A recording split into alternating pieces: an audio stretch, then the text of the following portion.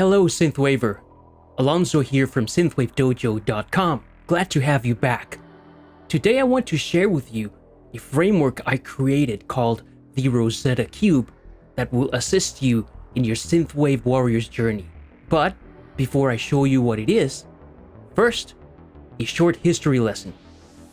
The Rosetta Stone is a slab of rock inscribed with 3 versions of a decree issued in ancient Egypt. When it was discovered, nobody knew how to read ancient Egyptian hieroglyphs.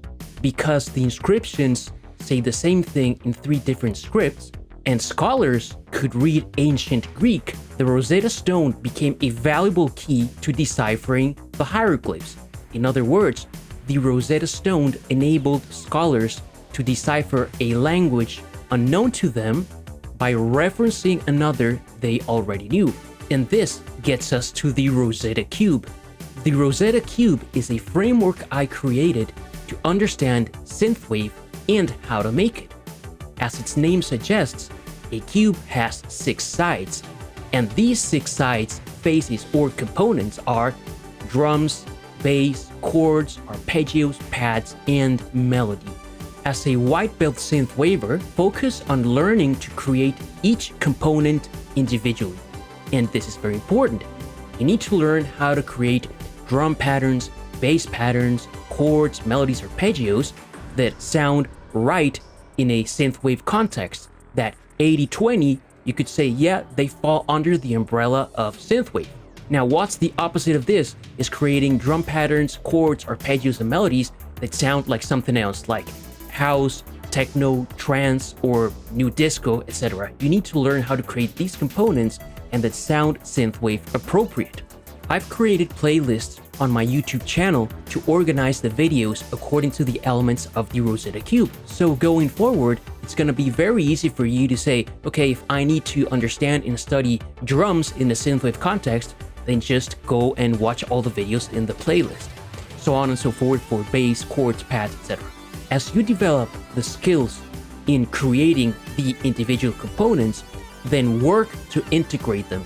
For example, bass with drums, then add chords, then add arpeggios, and finally add melody.